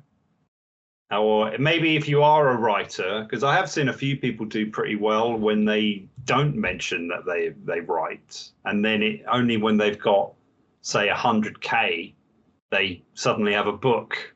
And it's like, if you have that big of an audience, I think that's when you could make some money from it. I wouldn't say any fortune. It's not like all of those people are going to, all buy a copy, but if the percentages of return, as we've spoken of with email lists in general or tweets or whatever, it's the same with YouTube. If you've got 10,000, then in all likelihood you'll get 1,000 views per vid, kind of thing. So if you have 100,000 though, that's when I think the percentages are going to go down, basically, especially if you suddenly you're trying to flog a book. But even if you only get 1% or 2% out of 100,000, that's still, decent. So you've got a couple of thousand sales, then you're laughing, basically. But again, you still have to accumulate 100,000 followers, which is far easier said than done. And what you really want to do is get those followers over to your email list. If you can do that, it's happy days. For sure. That's what because it's an interesting point here. If you've got 100,000 subscribers on YouTube and then YouTube just goes under, nobody uses it anymore, you can't move those subscribers to another website. They're stuck on. They've got all of them. They have all the they have all the cards and the chips. They have all the cards. And you're but just playing on theirs. If they're on your email list, you can move them. They belong to you. You can move your list. So do you think it's the email list? Do you think you should have a website then? Possibly. Is that something considering? I think you should. But a few years ago, I spent shitloads of time building a website on Wix. I fucking up loads of. I put everything on there. Made it all look really nice, and I didn't get a lot of traffic on there. And then I found Wix to be very conniving. Well, yeah, conniving. They lure you in, making everything look free, and then once you've built a website on there, you get a message. Oh, you've almost reached your maximum bandwidth. If you can't send any more emails, you can't add anything to your blog unless you pay for this subscription. And then you've got, like, at the end of your domain name, you've got Wix unless you pay them money. Yep. You get a free email address that's got Wix on the end. It's just all like it's all about money. They're trying to squeeze money out of you. Oh yeah, they're all. I spent about 2 years building this website, and I ended up pressing the red delete button and just deleted the whole thing. It's a complete waste of time. So I'm quite hesitant to go down that road anymore. But most people would say that an author should have a website. But I'm not bothering. The one I'm building at the moment is on Fourth Wall, and it's a bit like Patreon, but I find it's the only thing putting it together so far. It's limited in terms of what you can do, but in some ways I'm seeing that as a good thing, because I'm just like.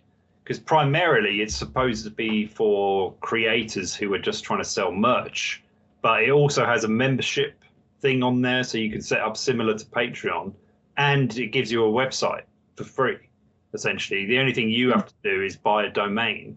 So I'm looking at it thinking I can put all of the work that I've done, say I've done short story readings of audiobooks, so I'm going to put this on there, but only for members.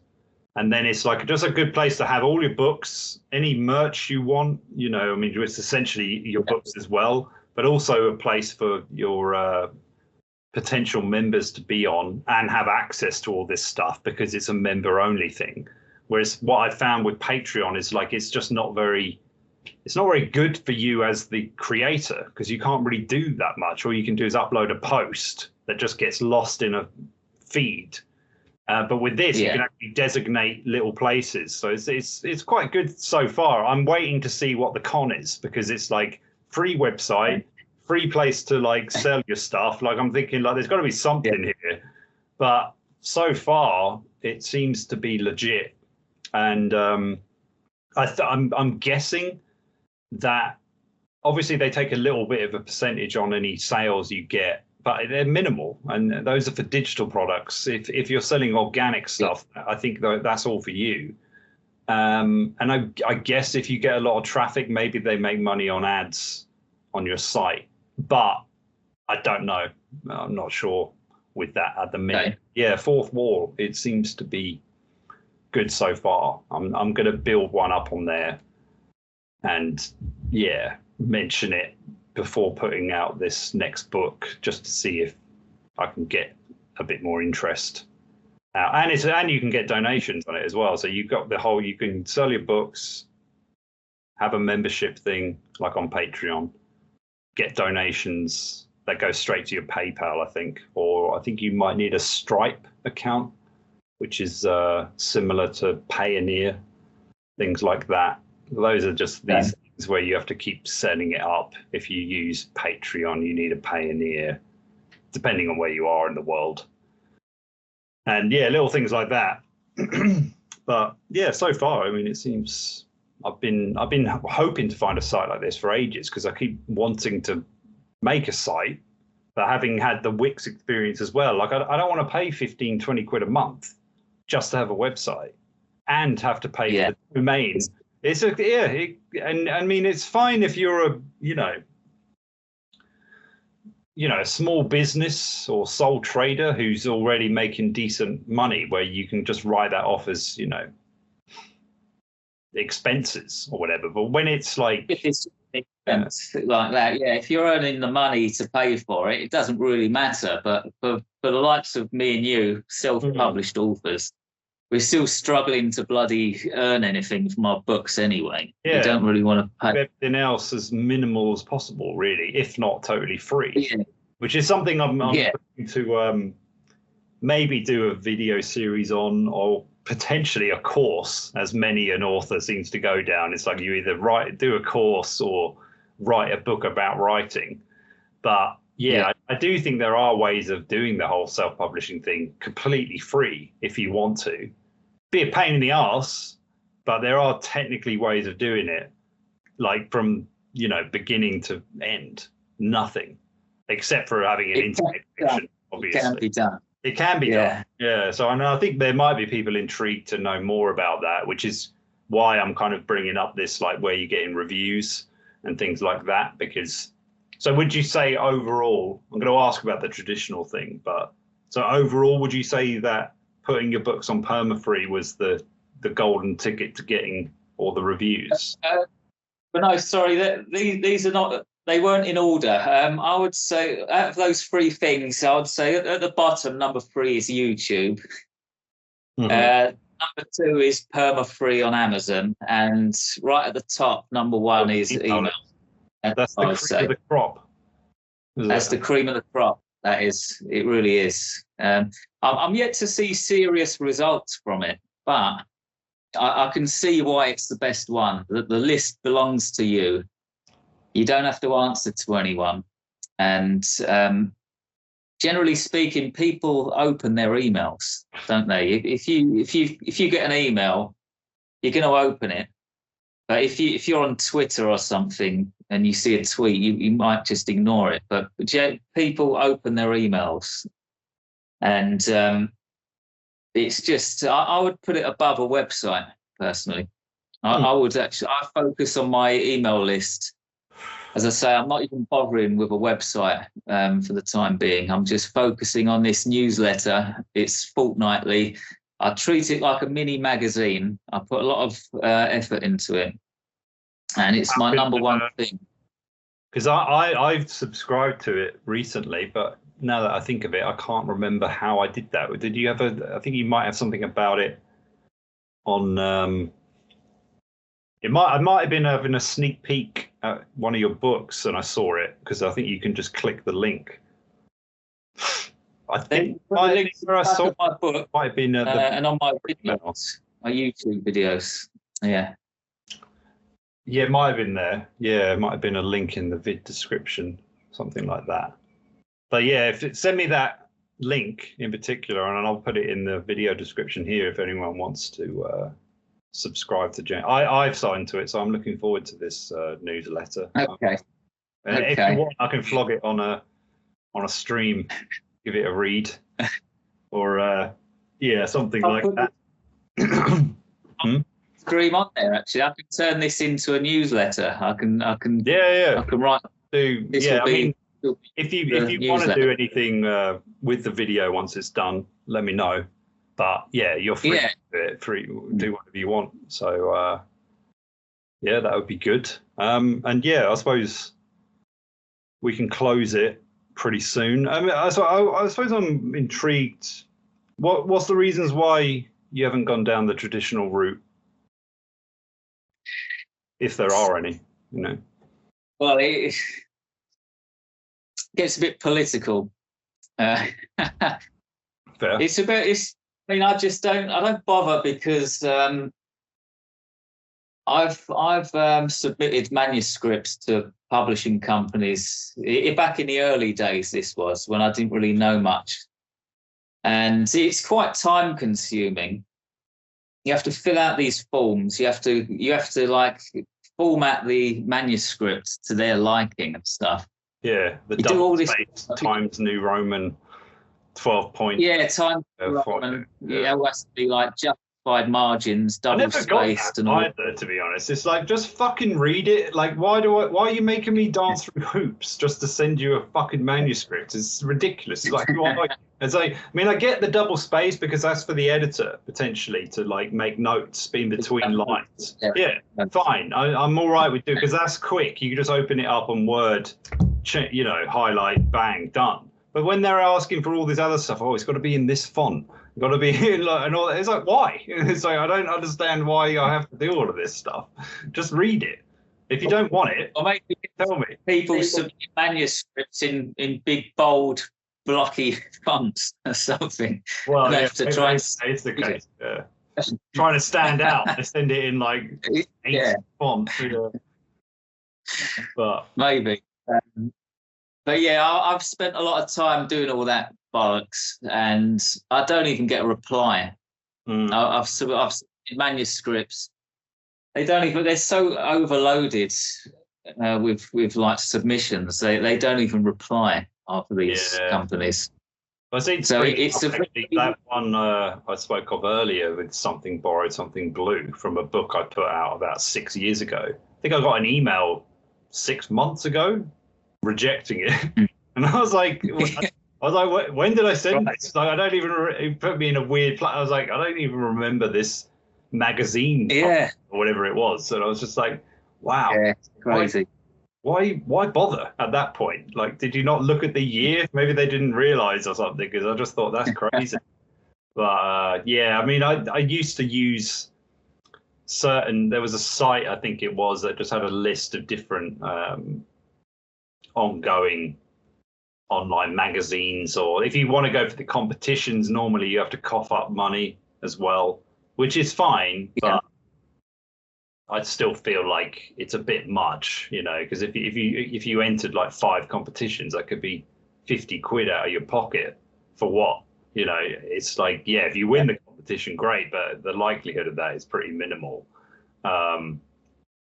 Especially when, you know, you're an unknown author and it's all this kind of stuff. But I mean, maybe our reasons for it are probably similar. I suppose I'm trying to get a balance with it. I'm trying to think like, maybe I'll just put one manuscript aside, and when I've got it at a certain place, I'll just start pinging it out, work on something else, just to see, you know, dip my toe back in the waters of it, because I haven't done it for such a long time.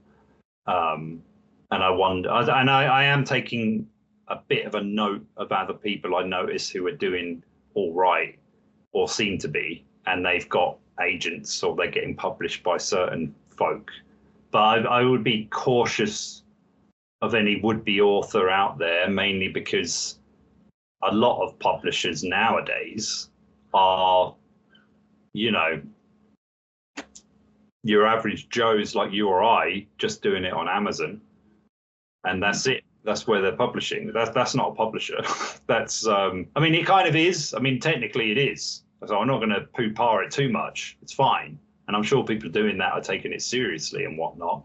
But there's just so many out there that you just kind of feel a bit like a fish out of water, I find. It's like you don't really know. And, you know, if you're going for the big 5, good luck to you. That's all I say. You know, it's very, you know, good luck. You know, good for you. If you can get into like the Paris Review or whatever, then you'll be sorted anyway, you know, the New Yorker or whatever.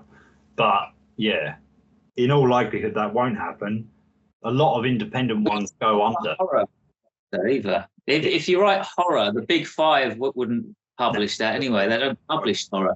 If you walk into Waterstones or like a high street bookstore, most of the time there's not even a horror section these days.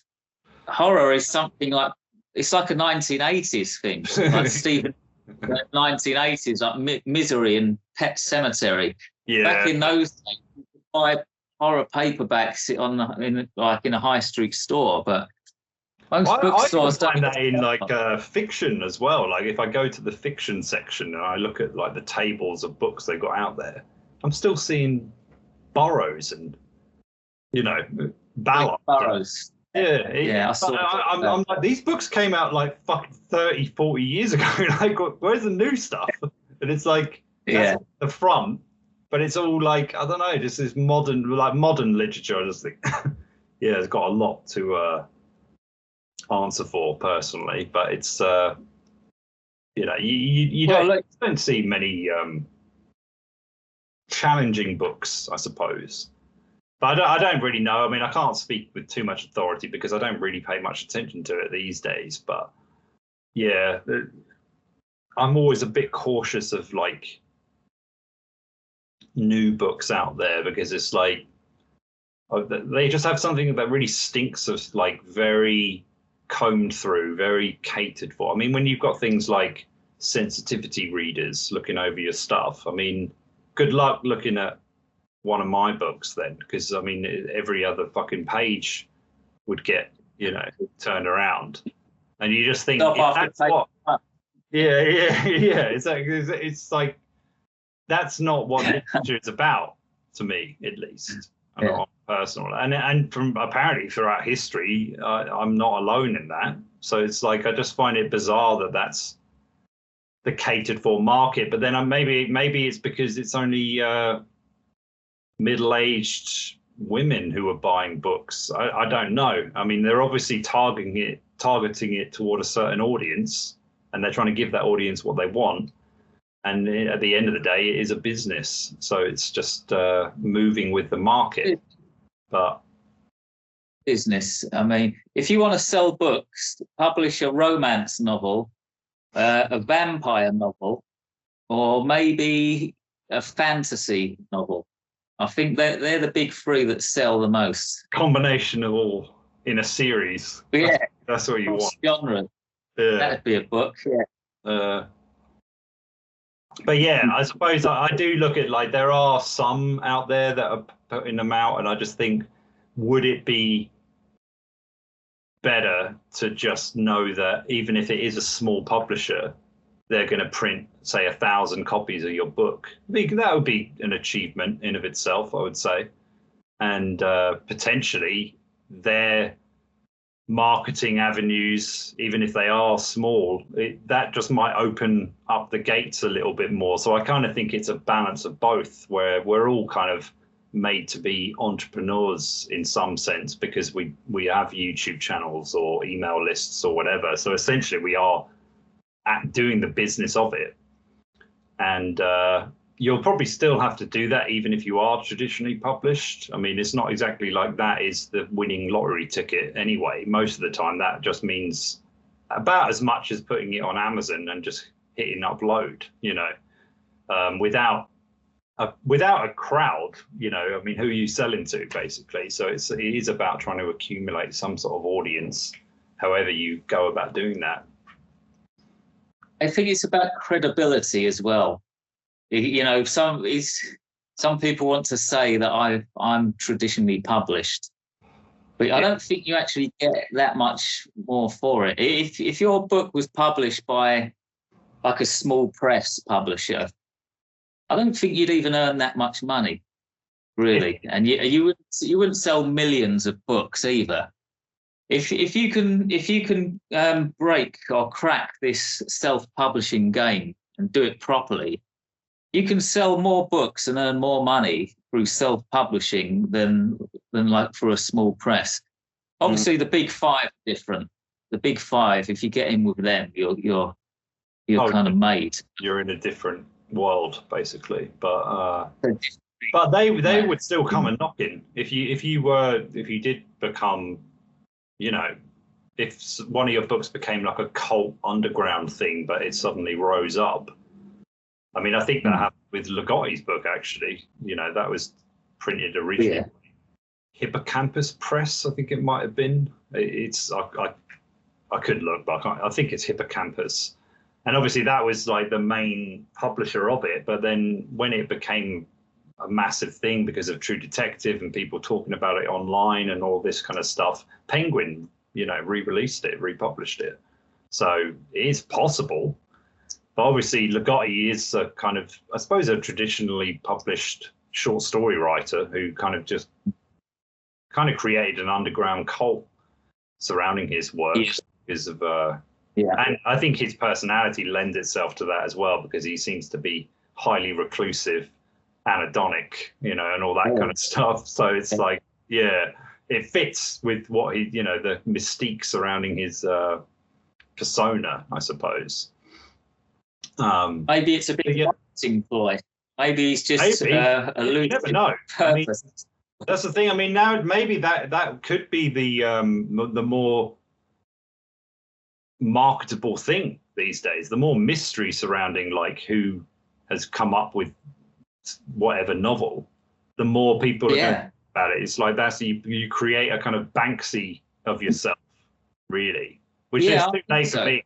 It's too late now. I'd have to just do it under a new name and just never speak of it, or pretend I could review it, pretending it's like, there's all these kind of Orson Welles kind of techniques of like faux kind of publicity and things like that. But it's true. It works. It's the thing. It's has Banksy showed his face yet? Do people still not know what he looks like? I don't know, to be honest. I don't think so. I haven't kept abreast of it. So I think there might have been something where he revealed it. I think he must have some paintings in Brighton, mustn't he? Yeah. There's still some of them. They're everywhere. I think if you know where you're looking, there's definitely some in Brighton. There's one still on one of the pubs near the station, I believe, of the two policemen kissing. I think it's one of them. But I always like the ones where you see like it's just like a mouse by the drain and stuff like that. Like little ones where you kind of almost like Easter eggs of the. They're quite cool to find. But have you read his book? Have you read his book, Wall and Peace? Banksy. No. That was from the mid-2000s. A good book. It's basically pictures of all of his paintings. But that's how I know about the two policemen kissing and the rats. I might have. Yeah, I think someone else might have had it, and I looked through it because I remember seeing he's done ones in like. I think the Palestine and stuff like that. He's kind of traveled everywhere to do them. I think so. Yeah, on that wall. Yeah. The wall. Nine wall. But yeah, I saw the documentary, I think, where it was just talking. It's not a bad documentary about the whole thing. Yeah, well. So, yeah, be as mysterious as you can. It's another hint, maybe. Just, I suppose that by I think that's kind of alludes again to you want to just keep writing, really. I mean, I think that's probably the best thing you can do. Keep trying to improve on your craft and do what you will with your own manuscripts and whatnot. I mean, I also feel like I'm a bit attached to the process of putting together a book as well. Like I like doing it. Like I like the process of formatting it and starting to visualize how it's going to look on the page and things like that. Like I'm a fucking nerd, so I'm just like I enjoy it. Yeah, and I thought it just gives you that anticipation again of like, oh, I'm about to actually put something out there that doesn't exist. It's quite a nice feeling in a way. Still leaves you feeling pretty empty and directionless afterwards, but never mind. Yeah. And well, what's that other book that's very famous on the internet? It's called The House of Leaves by Mark something. I think that was published by a publishing company, but when he insisted on doing that formatting himself, he couldn't trust anybody else to do it because I haven't actually read it. It looks very interesting, but like some of the words are in different colours and they're like oh, you've got it. Danielewski, yeah, that's the one. Yeah. Now, would you recommend reading that book? As a horror writer, yeah, I'd definitely recommend it. If you can get your hands on it, it's worth the money, for sure. Right, okay. Yeah. I thought about reading it. This is the kind of mad shit that's in it. So it's like you can read it in a numerous amount of ways. And so it has like footnotes and things that you're reading as you're reading the manuscript within the manuscript, and then you're having to fucking turn the page and jump forward, jump like it's up to you. And I think it has like 2 or 3 ongoing kind of stories within it, but they're all kind of loosely connected, and it's all yeah, it's good. It makes you feel like you're fucking losing your mind, basically, and it's similar to the writing process itself. I'd argue, but very similar indeed. But yeah, apparently he couldn't trust anybody else to format that book, so he wanted to do that himself. And it's like we were just saying, it does feel nice to do everything yourself. It's like you're crafting the whole thing. If you hand it over to somebody else, okay, it's good. They might design a very good cover that you wouldn't have thought of designing yourself. Or they might remove 50,000 words from it, completely change the title, the cover, because as soon as you sign that contract, they can do what the fuck they want with it. So they could end up turning your magnum opus into an airport book. Not to strike fear into anyone who wants to do that, but that's the difficulty you're in, really. But yeah, I've heard with that book, I think he was writing it for 10 years before it was ready. Wow.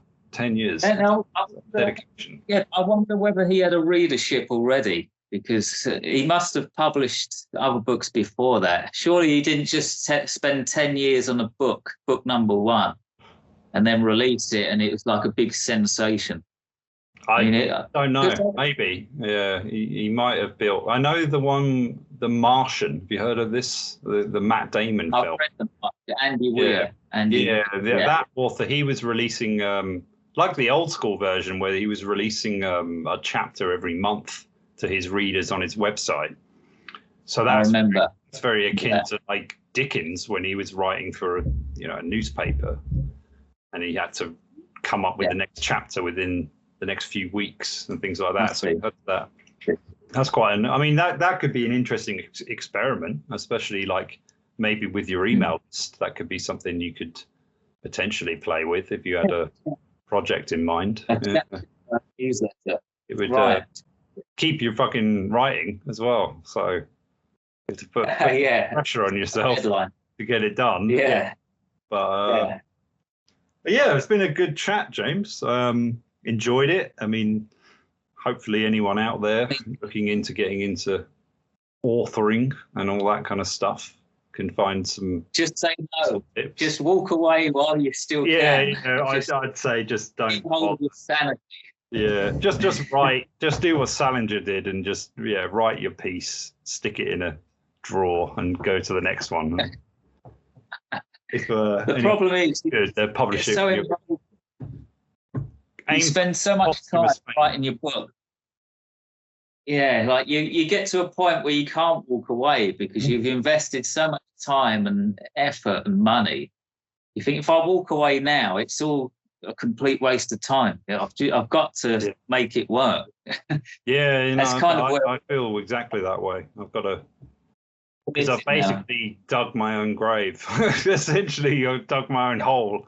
And the only way out of it is to fucking carry on going, because there's no, I don't think I even could anyway. I think the moment I even started drama school was the moment I was doomed, because it's like, storytelling is the thing you're going for in whatever format it might be in. And here I am, still going, so it's Do you act? Do you do any theatre? Nah, not these days. I mean, I'm doing a few things on the channel, as I kind of made mention of earlier, kind of doing a bit of acting with that and kind of playing a version of myself, I suppose, these days. But that's pretty good acting, I think. Oh, well, it's all right. Played. Not bad, considering I'm a little bit rusty, so I had to still had the. Well, it seems like a lot of people believed it, didn't they? Yeah. But I think that says something more about how people interact with media nowadays than it does potentially about anything else. But that's just maybe it does. Punch with it all. But well, I'm going to close with a little question. I don't know. I think I might have included this on the email. James Flynn. Well, do you have any closing comments Before I ask this, I'll ask the closing comments after. So, if you could switch gender, this is known as the gender swap experiment. If you could switch gender for an hour, a day, a week, a month, 6 months, a year, 5 years, or the rest of your natural life, which would you choose and why? Well, the answer to this is very easy. I would become a woman for 5 years, and during those 5 years, I would get involved in the porn industry,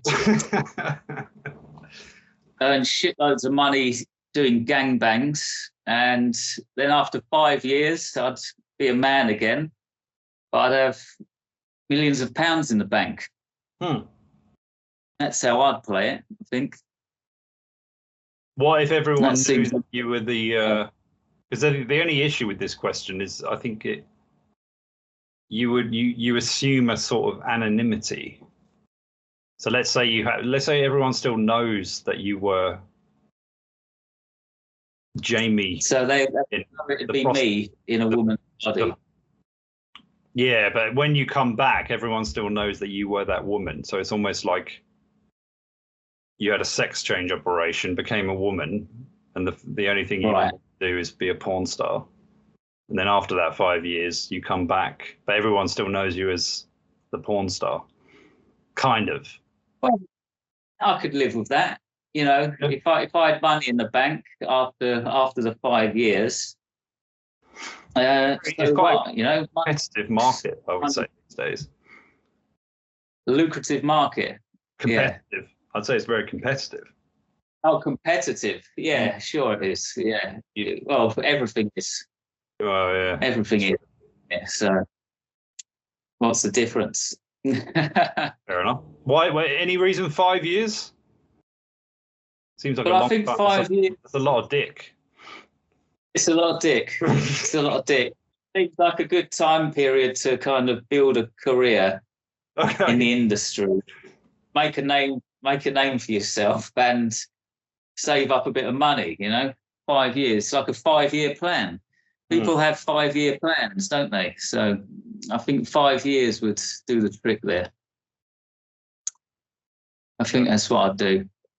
I'd be wary of building a bit of a substance habit in that time, just to tolerate the requirements of the profession, potentially. The stress of the job.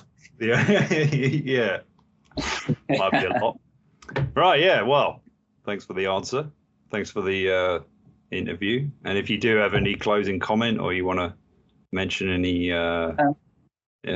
Well, look, my closing comments are stop reading romance novels, stop reading bloody vampire novels, stop reading fantasy, and start reading horror, or at the very least, science fiction horror, or just anything that's going to give you nightmares for the next few weeks after reading the book. Is this where I'll cut in your ad? This is where I'll bang. This is a perfect moment. Yeah. Perfect moment. Boom. Yeah. Right. About now. It shall be done. This is a quick message to let you know that I have a range of horror and science fiction books available, and most of them are completely free. If you enjoy my videos, you might also enjoy my stories. It's also a great way to support my work. Read one of my books for free, leave a review for it, and you'll be helping me to grow as an author and a book reviewer.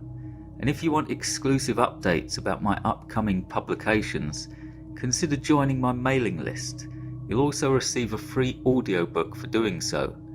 All of the links are in the description box below. Now, back to the video. Thanks very much. And it's been a pleasure. Yeah. Same here, and likewise. Igualmente, as the Spanish would say. Right, well, goodbye.